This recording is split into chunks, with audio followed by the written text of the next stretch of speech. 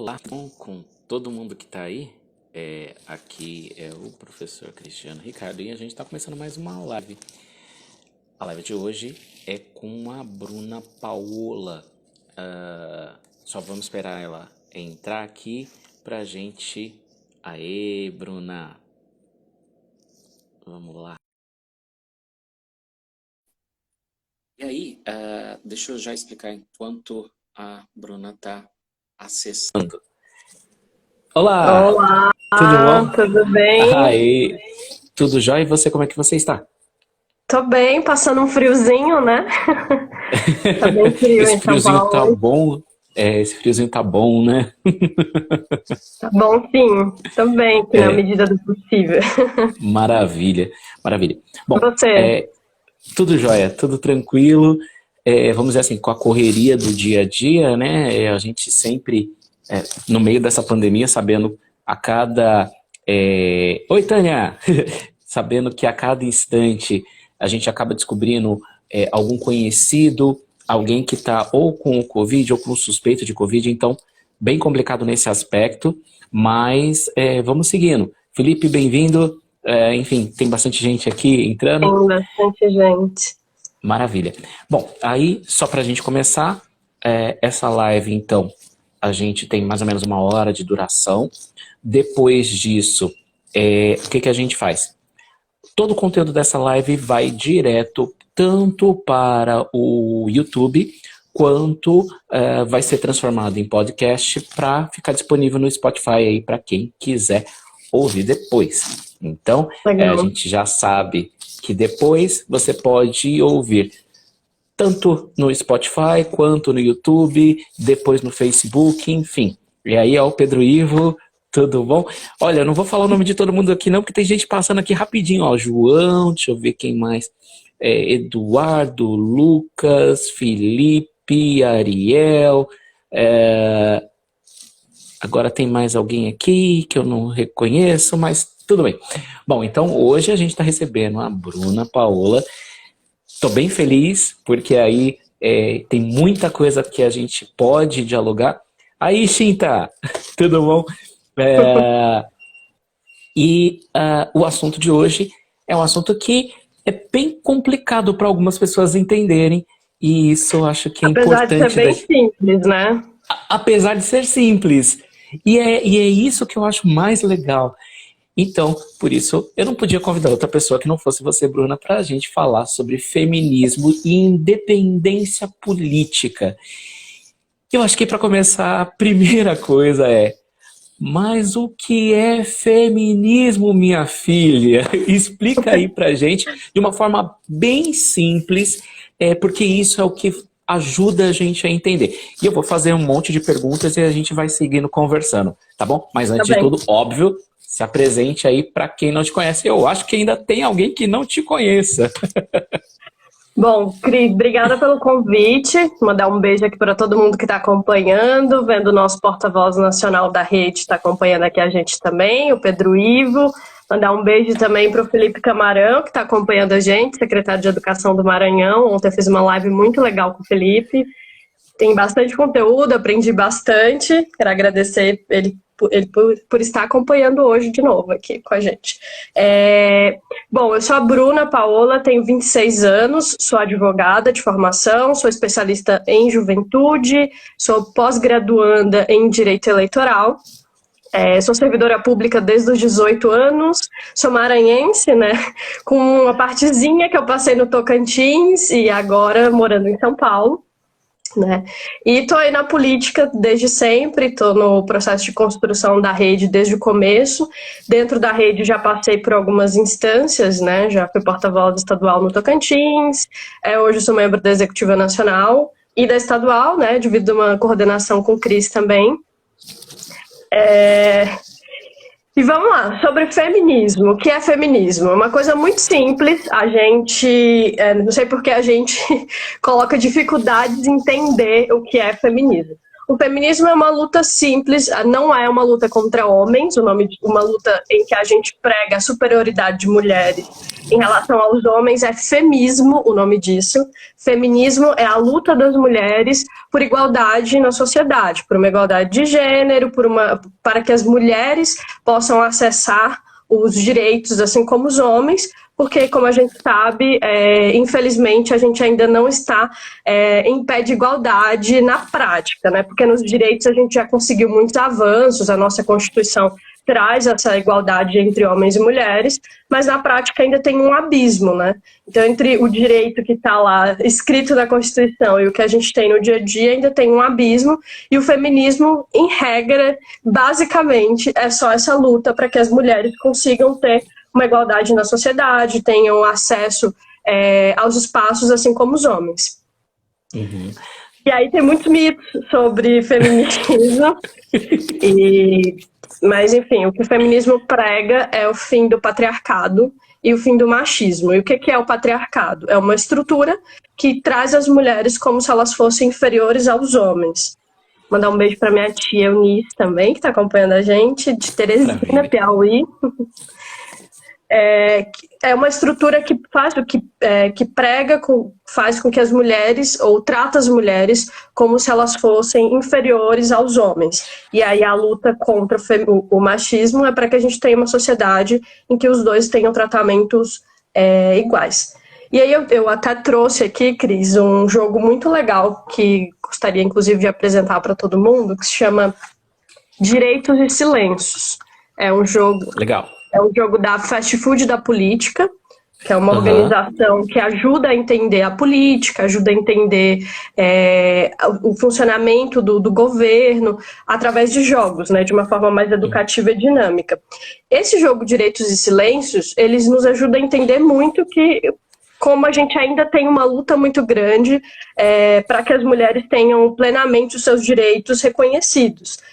E esse jogo é bem simples, ele é de cartas, mas eles têm dados muito, muito curiosos, que mostram que ainda há pouco tempo é que a gente conseguiu avançar em direitos para as mulheres. Como, por exemplo, só em 1934 as mulheres puderam ter o direito de fazerem depósitos bancários em seu próprio nome. Em 1962... Em 1962, as mulheres tiveram o direito de trabalhar, de escolher trabalhar, porque antes elas precisavam pedir aos seus maridos para poder ter esse direito de trabalhar. Em 1977, teve fim a obrigatoriedade da adoção do nome do marido, ou seja, até bem pouco tempo atrás as mulheres ainda eram obrigadas a ter o nome dos seus maridos. Hoje em dia tem um pé de igualdade também, porque o Código Civil ele dá a possibilidade de que os homens também adotem o nome das mulheres se assim o quiserem. Mas são dados bem interessantes, que ajudam a entender que tem uma luta muito grande aí na nossa sociedade para que ela possa as mulheres serem tratadas com igualdade. Ah, legal. Tem um ponto que eu acho, assim, na história bastante importante, que eu sempre, quando eu falo um pouquinho de feminismo, eu falo assim, eu tento falar um pouquinho para que as pessoas entendam. Eu gosto de contar uma história que eu não sei se você sabe, né? Primeiro, você sabe, né, que através da Constituição de 1988 que as mulheres puderam trabalhar no período noturno, porque antes disso as mulheres não poderiam trabalhar no terceiro turno, depois das 10. E tem uma história super rapidinha que eu sempre gosto de contar, que é assim, vocês sabem, né, que no Brasil as novelas elas tiveram uma importância fundamental no desenvolvimento de mercados. E existia uma novela na década de 80 chamada Tititi. Essa novela ela tinha um personagem que era um batom, né? Esse personagem não era então ensaiado por um ator, era um objeto. E o que a Globo fez na hora que criou esse personagem, né? Que entendeu esse personagem? Bom, vamos experimentar se a gente consegue quebrar a barreira da TV e vamos fazer esse batom ser possível de ser consumido. E aí, o batom Boca Louca foi negociado com uma empresa para que esse batom ele pudesse ser comercializado. E a empresa, ela vendia em revistas, né? O batom Boca Louca. E só para você ter ideia, a projeção da Globo era vender 1 milhão de batom durante a novela inteira. E na primeira semana, vendeu 1 milhão de batons. Isso é legal por quê? Primeiro, para mostrar que, olha, como a mulher é importante, primeiro passo, né? Ela compra, então ela está presente no mercado.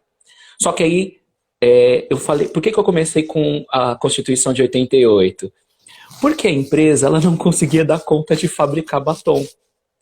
Ela precisava que a mulher fizesse um processo que é colocar a bala, né, que é onde tem a cor, no estojo, que é onde sobe e desce o batom.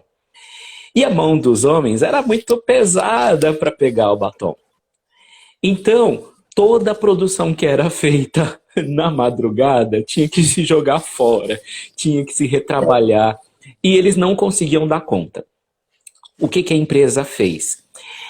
Como na época não poderia se contratar mulheres para o período noturno, a empresa ficou tentando ver formas de como treinar os homens para serem tão delicados, com mãos tão grandes, como tinha que olhar homens com mãos menores e etc. Enfim, um cuidado de produção muito grande. Enfim, o que aconteceu no final? A empresa ela teve que buscar pessoas que na época nem se chamava transexual, teve que buscar travestis, né, que era usado o termo na época, até porque é um conceito também novo, para trabalhar no período noturno. E aí a empresa inovou, já que não poderíamos ter mulheres biológicas dentro do processo produtivo, conseguiu se colocar no período noturno mulheres não biológicas para atuar. E só depois da Constituição de 88, e a empresa fez também um lobby para que fosse possível que as mulheres trabalhassem no período noturno. E esse engajamento que a Natura fez para fazer com que fosse possível as mulheres trabalharem no período noturno e também ser uma das primeiras empresas a contratar mulheres trans é realmente algo fundamental nesse processo de evolução e para a gente ver como é tão recente. Pessoas que têm mais ou menos a minha idade viram e assistiram aquela novela quando criança e agora teve o remake aí, pessoas da sua idade viram a novela, talvez, mas que é importante a gente ver o quão recentes são as lutas, o quão duros são os desenvolvimentos e o quanto a gente precisa se unir e o quanto a gente precisa enfrentar tudo isso. Enfim, eu gosto sempre de contar essa história porque é bem importante, bem legal. Pode falar.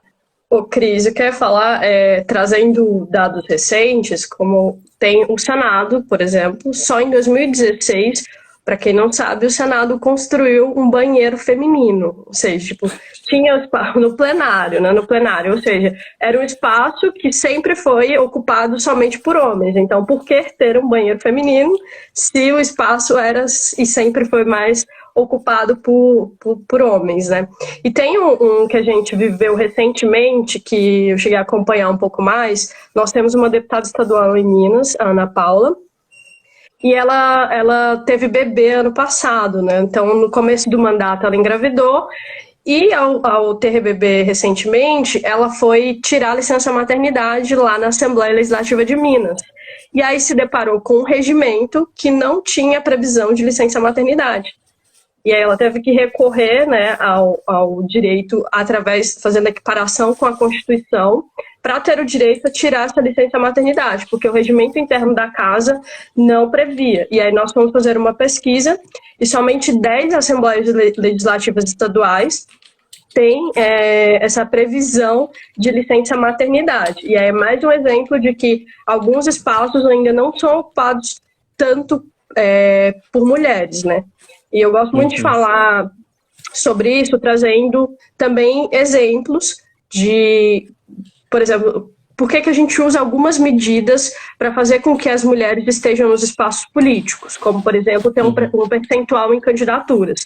Porque esses espaços são espaços que sempre foram separados, né? A vida pública sempre foram os homens que ocupavam a vida pública. As mulheres sempre coube a vida privada, que era o cuidado com a família e com o lar, majoritariamente, né? As mulheres não podiam sequer ter o direito, quando você antes pensava no discurso e na oratória, você pensava isso como uma qualidade que definia a masculinidade.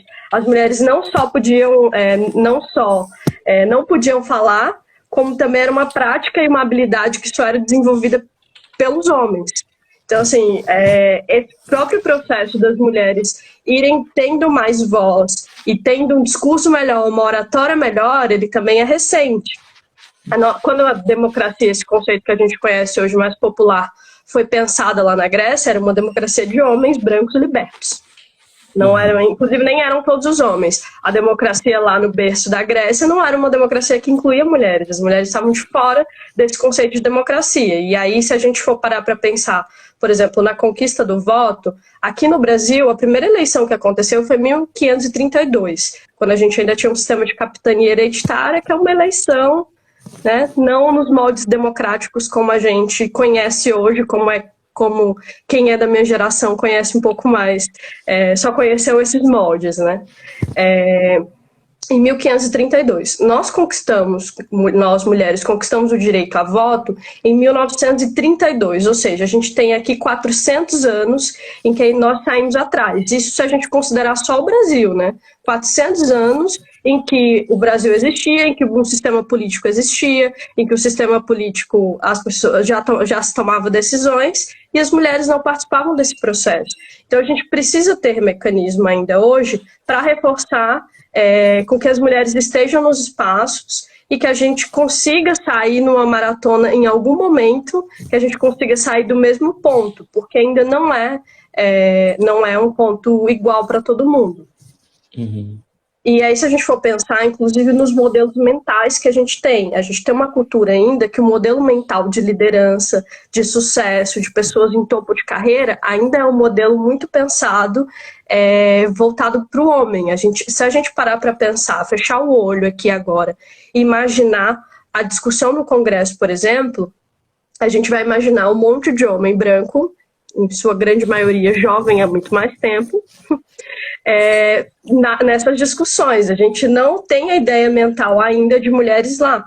E isso, inclusive, faz com que muitas mulheres e meninas não queiram estar nesses espaços, porque elas não se sentem representadas neles. Elas olham esse espaço, vêem um espaço totalmente dominado por homens, né, homens brancos e jovens há mais tempo. Então, naturalmente, aquilo reforça na cabeça de que é um espaço que não é para ela ocupar. Né? Que é um espaço que ela não está lá. Se eu não tenho um referencial para olhar e ver uma mulher ocupando esse espaço, eu vou achar que não é um espaço para mim. E aí, se a gente pensa um poder em que as mulheres, um sistema democrático em que as mulheres não estão, acho que a gente precisa reformular esse sistema, não é? Não, com certeza, com certeza. E uma coisa que eu acho que é importante, exatamente nesse ponto da imagem e das coisas terem nome, né? E como as coisas têm imagem e nome, como que a gente pode mudar essa realidade e como é que a gente pode não só mudar a realidade, como existem e existirão várias guerreiras que estarão seguindo aquele passo pela primeira vez. E seguir aquele passo pela primeira vez, você tem de um lado, um excesso de crítica, né? Porque quando uma mulher está na liderança, é muito comum as pessoas criticarem, mas não criticarem, por exemplo, sobre as ações e os atos. E aí comentam e falam muito mais sobre a aparência, muito mais sobre a fala, o discurso. E aí existem exemplos ultimamente bastante profundos em que inclusive foi um pontapé para eu pensar assim, eu preciso falar sobre isso e eu não vou falar sozinho, eu preciso de ajuda para falar sobre isso. Por exemplo, existem dois casos que me deixaram bastante preocupados, tá? Inclusive porque as redes sociais, elas foram numa direção e eu achei aquilo uma direção muito perigosa, pensando numa Continua indo, estrutura, né? sim, pensando numa estrutura de masculinidade tóxica bastante profunda, que é, por exemplo, o caso lá da deputada Joyce Hasselman. No momento em que ela estava, e aí não é uma questão de ideologia nem nada, é a Sim. questão agora de uma mulher, né? No momento em que ela estava junto com o governo, existia uma trupe de pessoas que defendiam todos os posicionamentos dela. Ao mesmo tempo, no momento em que ela se colocou contrária, ela recebeu uma série de ataques quanto à forma física, quanto ao jeito de falar, quanto aos seus posicionamentos. E aí, quando eu vi aquilo, eu falei, pera lá, né? Uma coisa é, quem sempre criticava posicionamentos. Sim. Algumas pessoas iam para a forma física, por exemplo, dela. De forma bastante, para mim, enfim, eu sempre falo que falar de forma física de alguém não cabe, né? Mas aí tem uma pergunta aqui do Roberto que aí eu já vou entrar já nisso, e é exatamente isso o cerne, Roberto. Ótimo. Então, assim, como que a gente pode fazer ou entender para que as próximas gerações não olhem para uma pessoa e vá questionar politicamente a sua forma física, né?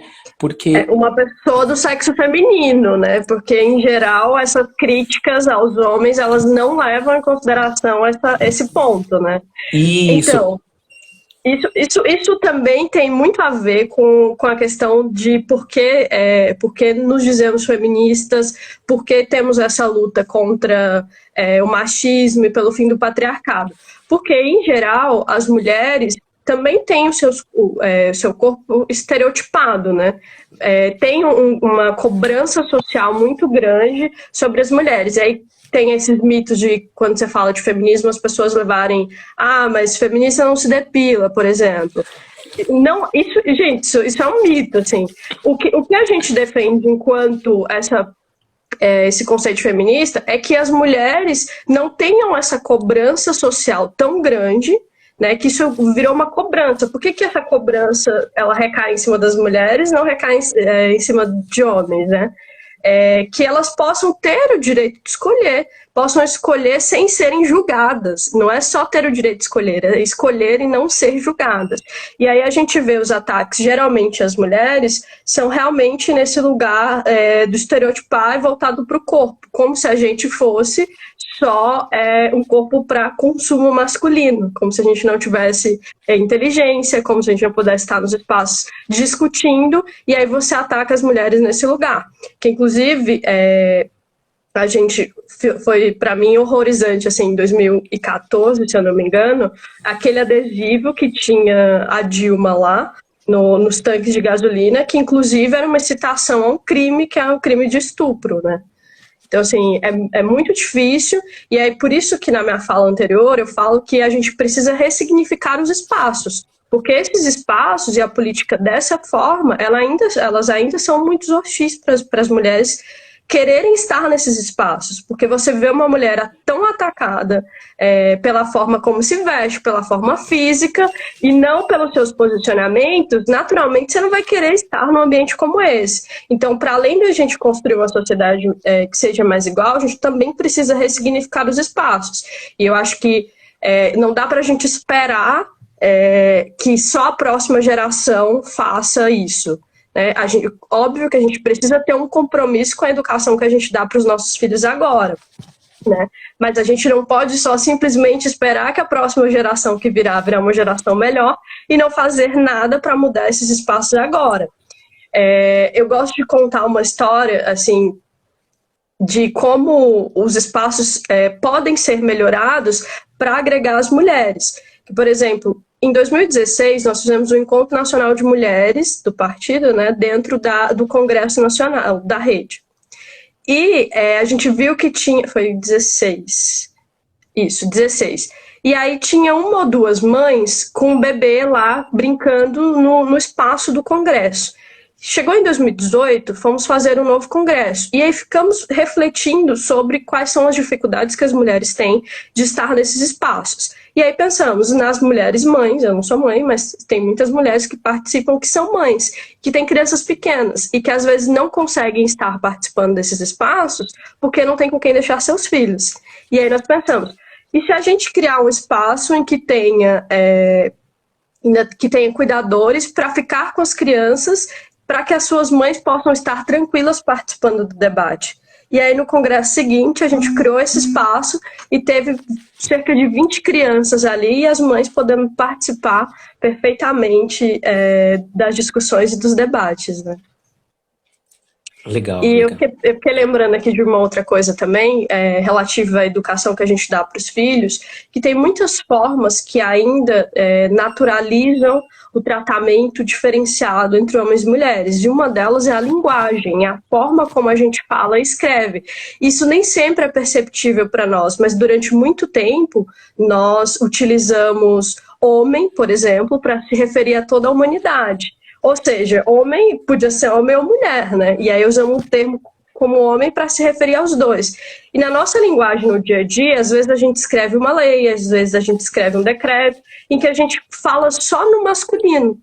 E aí você não agrega também as mulheres dentro dessa linguagem, que é uma das formas pelas quais a gente pode mudar e naturalizar as mulheres também como sujeitos de direito.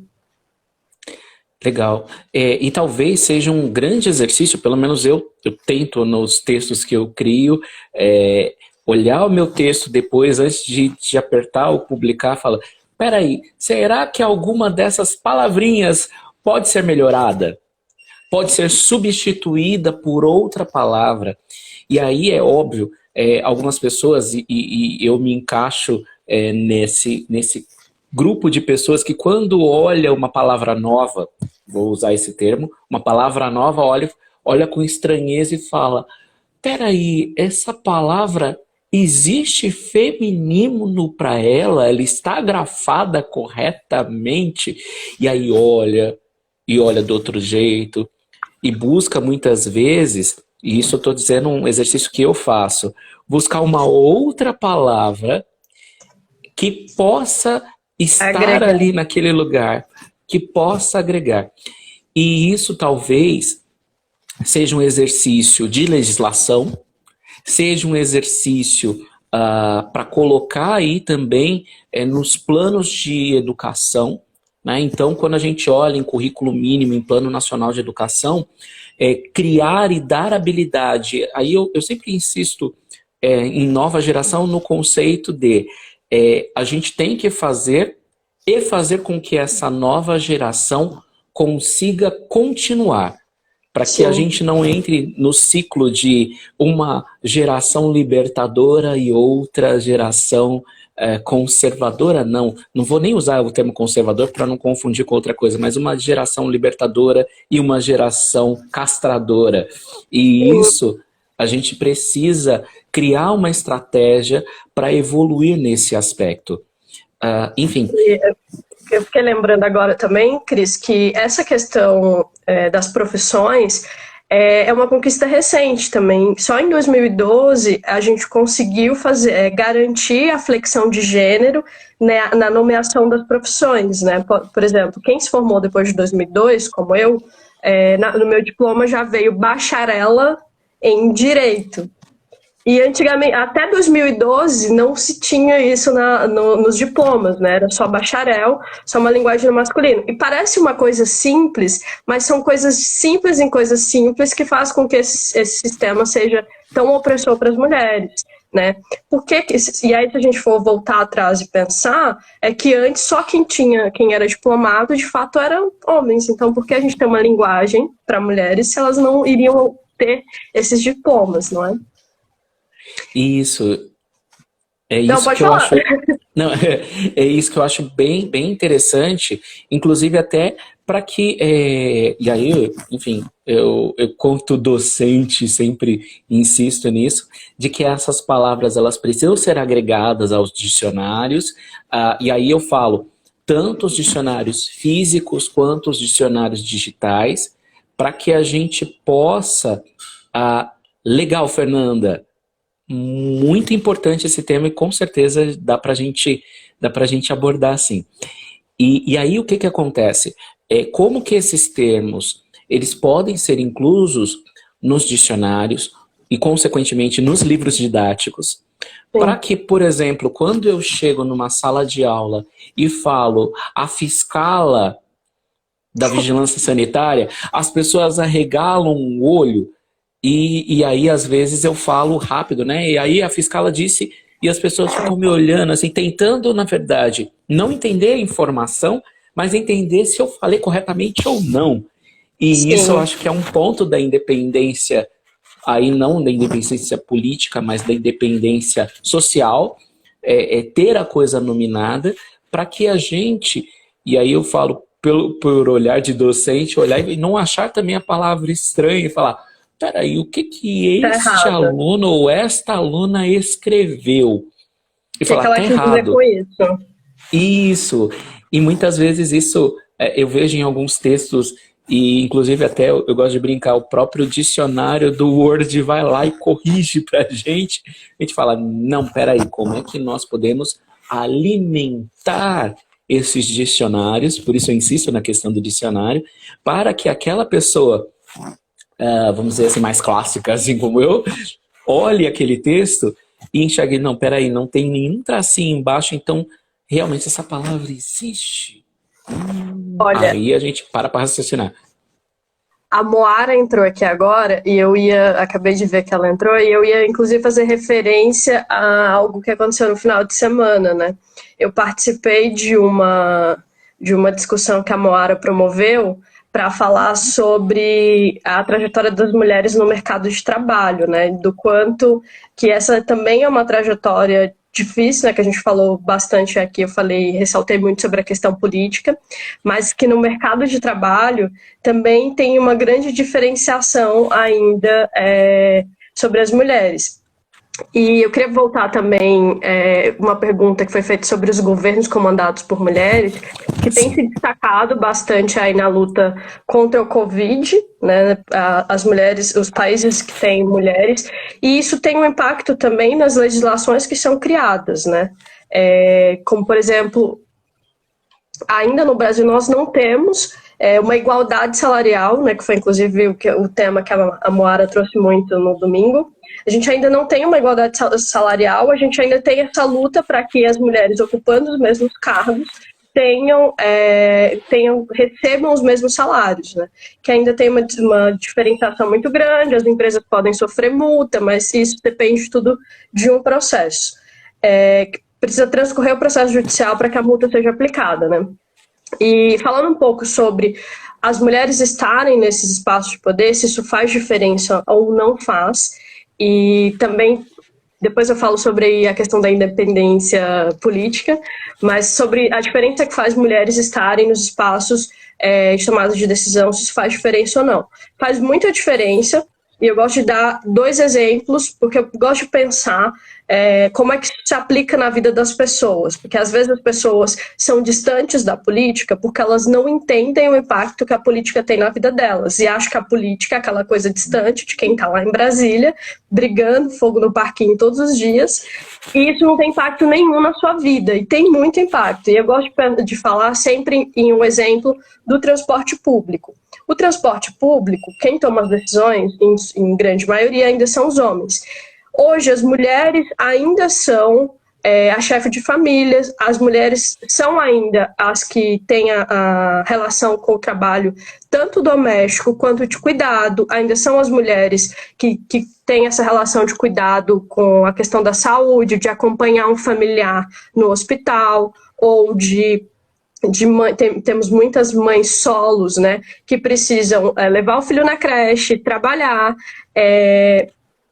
enfim, e fazer diversas compras de mercado, enfim, diversas funções e atividades, e elas precisam de um transporte público que dê condições a ela de ter tempo suficiente para isso. Obviamente que os homens também precisam, mas impacta ainda mais o dia a dia e o tempo das mulheres. E aí, se você tem um transporte público que só homens pensam nesse formato de transporte público, ele não traz a visão de quem tem uma outra realidade, como é o caso dessas mães solos, que precisam se desdobrar, sair muito mais cedo para chegar nos espaços e conseguirem cumprir as suas funções. Se a gente tem uma mulher lá nesse espaço, ou muitas mulheres nesse espaço, entendendo essas dificuldades, consequentemente, o transporte público vai ser pensado de uma forma que seja mais eficiente, com o cruzamento entre todos esses serviços públicos que a gente precisa acessar de uma forma mais rápida. E aí eu vou falar no assunto tabu também, que é menstruação ainda é um assunto muito tabu, porque também é um assunto só relacionado às mulheres. Até bem pouco tempo atrás a gente não falava mesmo entre as próprias mulheres. E aí, recentemente estava estudando o conceito de pobreza menstrual, que inclusive foi um movimento que começou na Inglaterra, que são meninas e mulheres que deixavam de ir à escola, deixavam de ter uma vida social por conta do tabu relacionado a falar sobre isso, ou principalmente porque não tinham acesso ao dinheiro suficiente para comprar absorvente. Parece uma coisa de outro mundo, mas isso é na Inglaterra. Imagina como isso é também no Brasil, né? Na Índia, por exemplo, tem um documentário muito interessante na Netflix, que é sobre essa questão. Então, o que isso muda? Trazendo para a nossa realidade. Hoje, o absorvente não é considerado um item de higiene básica. Choquem-se, é um item de higiene básico para as mulheres, mas ele não é considerado. E quem está lá decidindo o que é e o que não é? São homens que não precisam, então, para que ser considerado higiene básica, né? Se eu não uso, por quê, né? Então, assim, qual que é o impacto disso? Os itens de higiene básico ou da cesta básica, por exemplo, eles têm ou uma redução de impostos ou são isentos de impostos para que as pessoas possam ter mais condições de acesso. Aqui no Brasil hoje, o absorvente custa 35% do valor dele referente a imposto. E tem muitas mulheres que não conseguem acessar. Então, se a gente tivesse mulheres lá naquele espaço de tomada de decisão do que é item de higiene básico, pensando que muitas outras mulheres não têm acesso a esse item, poderia ter uma redução de imposto, ou inclusive uma isenção de imposto para tornar ele mais barato e mais acessível para todas as mulheres e meninas. E isso faz diferença na vida e no dia a dia das mulheres, mas os espaços ainda são majoritariamente dominados por homens, que nem sempre, por não viver essa realidade, levam essa realidade para dentro dos espaços. E aí os espaços também, muitas vezes, quando a gente pensa em mulheres dentro desses espaços, a gente pensa em mulheres relacionadas à discussão de temas relacionados ao cuidado, como educação, assistência social, saúde. A gente dificilmente pensa em uma mesa para se debater temas como economia, como o próprio direito, com mulheres lá discutindo esses temas, porque também a gente mentaliza a ideia de que as mulheres só estão relacionadas a funções do cuidado, ainda fazendo a separação de mulheres na esfera privada, fazendo o cuidado, e homens na esfera pública, debatendo outros temas. E é interessante porque isso é um dos pontos que eu acredito ser chave na questão da independência política, né? Porque, por exemplo, é bastante comum ver as primeiras damas, né? E aí eu sempre pergunto, se é primeira dama, o que é o marido da prefeita, da governadora, da presidenta? As coisas precisam ter nomes, né? E para existirem, né? Para que exista Sim. a possibilidade de existir. E aí, normalmente, as primeiras damas, elas estão lá envolvidas com causas sociais, né? E normalmente com trabalhos voluntários, causas sociais, e normalmente fazem grandes eventos. Olha o Pedro Ivo dando Pedro. uma... Boa! Eu vou chegar Vamos lá, falar. viu, Pedro? Não esqueci, não. E aí, como que a gente pode fazer com que essas primeiras damas, vamos dizer assim, dão uma cutucada nas primeiras damas para que elas exerçam a sua independência política e muitas vezes, porque... Como eu falo, né? O processo eleitoral é difícil, ninguém ganha sozinho, primeiro passo. Segundo passo é como é que a gente pode dar essa independência. E antes disso, eu preciso falar também da parte de menstruação, porque aí isso cai diretamente na minha área de trabalho. Gente, em relação ao acesso ao absorvente, assim como outros produtos que vão atuar de forma bastante profunda, o que a gente precisa entender? Quando a gente reclassifica o produto, você consegue baratear toda a cadeia de produção daquele produto. Isso significa que o acesso a matérias-primas fica facilitado. Lembrando, absorvente é considerado cosmético, tá? Então você... Isso. Só que aí o que acontece? O absorvente, assim como a fralda, são cosméticos dentro da área de produtos de higiene. E aí, quando ele é considerado cosmético dentro da prática de produtos de higiene, existem produtos de higiene como a pasta de dente, e existem produtos de higiene como sabonete, e existe o produto absorvente. Só para vocês verem, existe uma tabela horrorosa da área de tributação, que bababá, horrível, em que lá na indústria a gente tem que ficar classificando e tentando encaixar o produto aqui, ali, lá, e o absorvente e a fralda, né? E aí eu gosto de colocar a fralda no meio da história do absorvente, eles têm uma classificação maluca que não é atrelada à realidade das pessoas. Isso significa que quer se retirar muito imposto de um produto, sendo que se a gente diminuir esse imposto, a gente melhora o acesso, e melhorando o acesso, a gente também impacta positivamente nos cofres públicos, porque se compra mais aquele produto. Enfim, eu precisava falar isso, porque isso estava aqui instalado. Mas, enfim... Sobre a independência política, eu gosto muito de ter um cuidado para falar sobre esse tema, porque às vezes, dependendo como a gente se posiciona sobre ele, a gente também leva as mulheres culpabilizadas por algumas coisas, a gente culpabiliza. E para a gente entender que as mulheres, durante muito tempo, precisaram, para estar nos espaços também, serem legitimadas por homens, não porque quisessem, mas porque era da nossa estrutura social, eu gosto de dar um exemplo que aconteceu comigo. Quando eu tinha 22 anos e fui porta-voz da rede no Tocantins, um dia eu participei de uma reunião de uma pessoa X era presidente de um outro partido, e aí só para deixar claro, na rede a gente não tem um presidente, são sempre dois porta-vozes, sempre um homem e uma mulher, exatamente para a gente buscar dentro das nossas práticas ter esse equilíbrio. E aí, quando eu cheguei, me perguntaram se eu queria participar da reunião, como porta-voz da rede, enfim, me apresentaram assim. E aí eu sentei, só tinham homens, jovens há mais tempo, e eles viraram para mim e falaram assim, mas quem é o seu pai? Aí eu fiquei olhando assim para a cara dele, eu entendi o que ele quis dizer, né? Mas fiquei quieta, falei, olha, meu pai não é filiado, mora em outro estado e não tem nada a ver com isso. E aí, não satisfeito, ele ficou interrogando sobre a minha vida, perguntando diversas vezes, então, se eu era casada, quem era o meu marido. Eu falei, eu não sou casada, não tenho marido. E se tivesse também, não era por isso. Por quê? Porque durante muito tempo a gente precisou dessa legitimação para estarem nos espaços, né? Ou geralmente se atrelava a isso. E aí, por que eu digo que a gente precisa ter o cuidado quando fala sobre esse assunto? Porque nem sempre uma mulher, quando ela está na política, mas ela tem... Porque às vezes a gente trata diferente também. Quando é um homem filho de um político, tudo bem, a gente não leva esse peso. Mas quando é uma mulher filha de um político ou parente, a gente dá um outro peso a elas.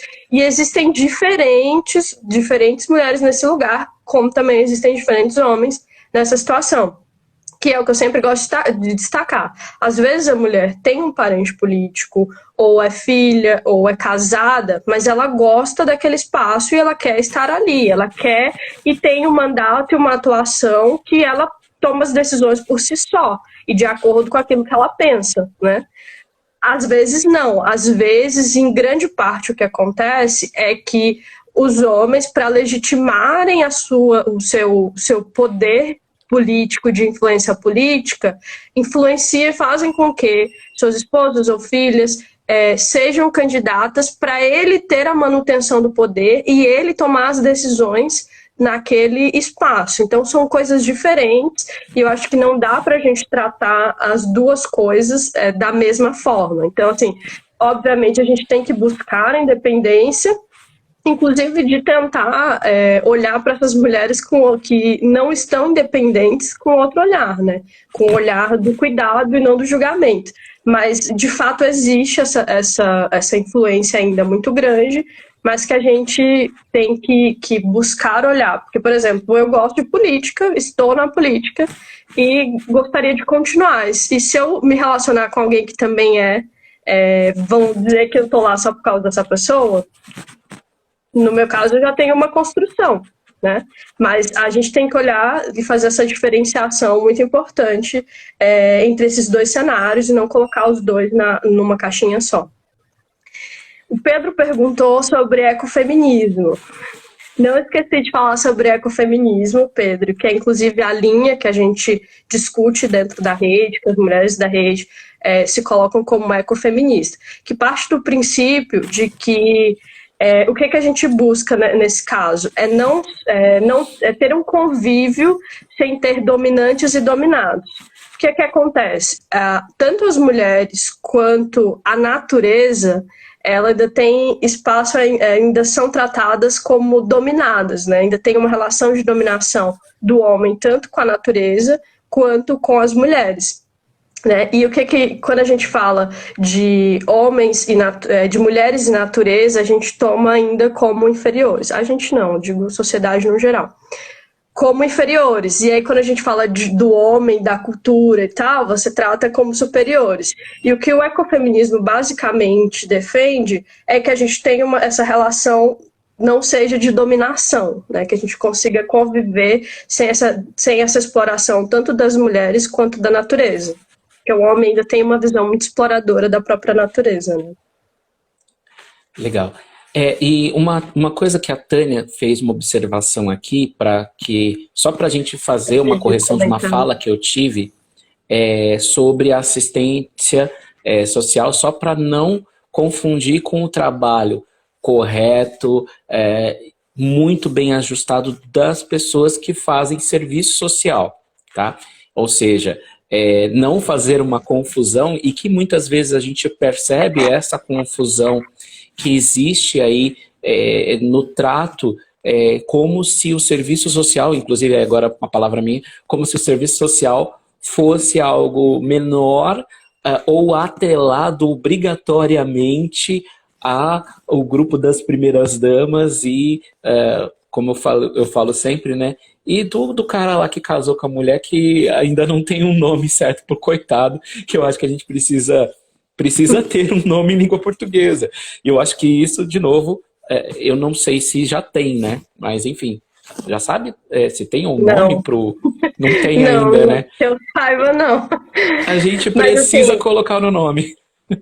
Ô Cris, não sei se a Tânia ainda está aí, eu não vi o comentário dela, mas que é uma relação que a gente precisa, inclusive, discutir, porque para a gente, de fato, o serviço social ele não é inferior, a gente não, pelo contrário, precisa supervalorizar o serviço social, né?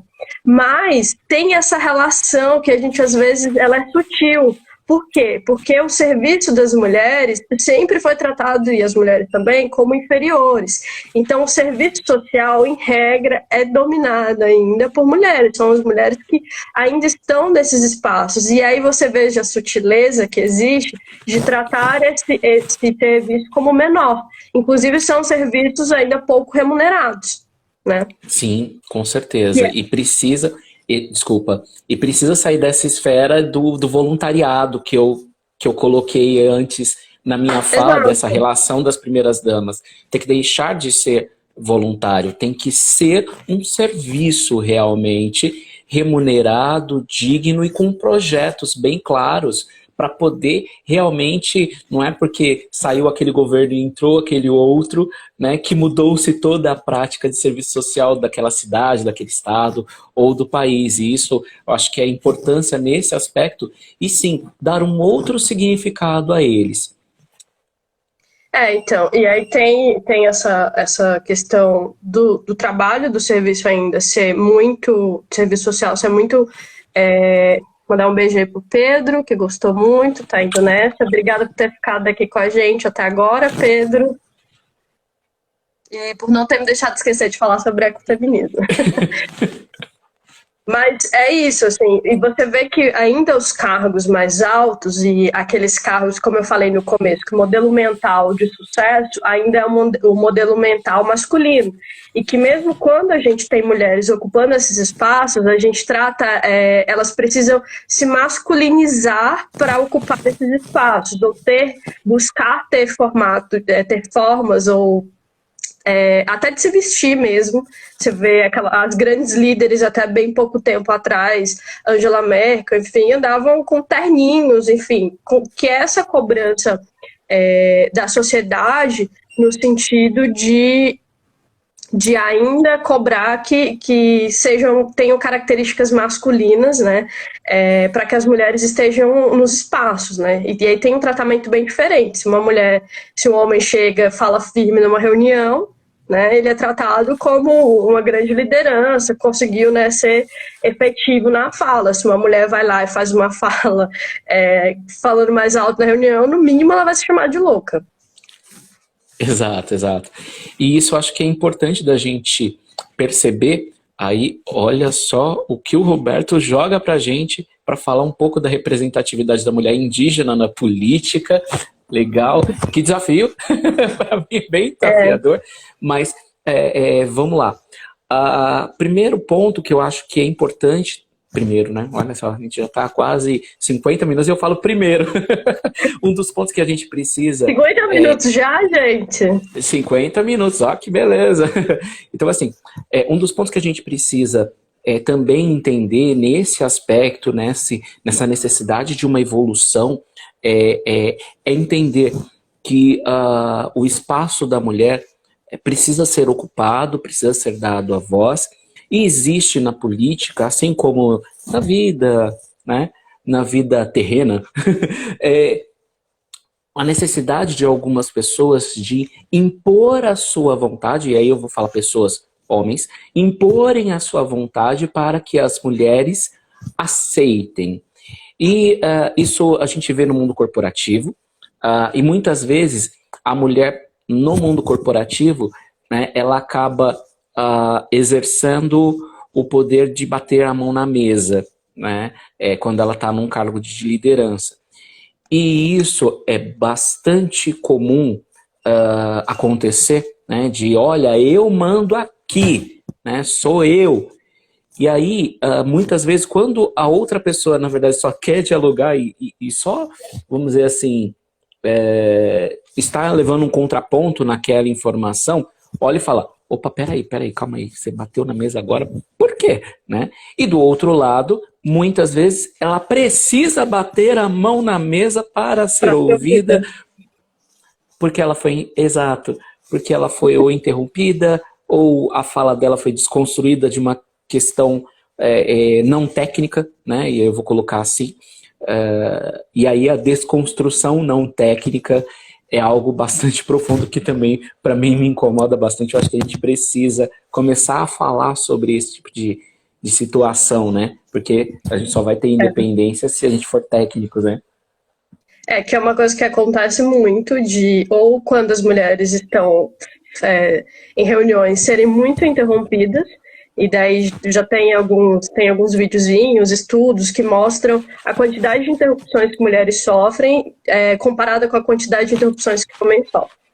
E tem também a questão de, às vezes você dá a ideia, você fala, explica, e daí o homem pega a fala, tipo, fala, se apropria da sua ideia como se dele fosse, e ainda explica para você, num lugar que às vezes você você entende mais daquele assunto do que ele, né? Isso aconteceu com uma amiga recentemente, ela é pesquisadora de segurança pública há muito tempo, e ela foi falar com um homem, e ele, tipo, escuta aqui. Ela falou, não, escuta aqui você pesquisa nessa área? Eu pesquiso há 10 anos. E ele, não sou pesquisador. Ele falou, então, deixa eu te falar com base em quem pesquisa, né? Que é o que acontece ainda muito com as mulheres quando elas estão explicando, fazendo falas. E aí eu vi também recentemente uma mulher apresentando, e daí o cara pediu a fala para fazer perguntas sobre. Só que aí a pergunta dele era explicar tudo que ele já tinha falado, tudo que ela já tinha falado na explicação dela. Isso é o que mais acontece. Eu sempre busco entender essas relações difíceis, né? Porque, enfim, vamos lá, é difícil. É Olha, bem sobre difícil. mulheres indígenas, os povos indígenas, em geral, estão muito distantes ainda dos espaços de poder, né? Recentemente a gente teve a conquista de ter uma deputada, a primeira mulher deputada indígena, né, a ser eleita. A gente já tinha tido um homem, o Juruna foi deputado federal, mas não tinha tido nenhuma mulher. Então, os povos indígenas ainda estão muito distantes. E aí me fez lembrar também que dentro da própria discussão sobre feminismo, a gente tem uma discussão sobre o feminismo negro, né? Porque se a gente for olhar a pirâmide da sociedade, que infelizmente a nossa sociedade é piramidal, a gente tem homens brancos no topo, mulheres brancas, homens negros, não, isso. E mulheres negras estão na base da sociedade.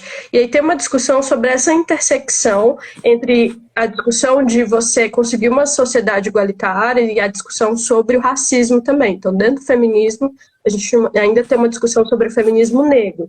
Por quê? Porque a própria luta das mulheres sempre levou muito em consideração as mulheres brancas de classe média.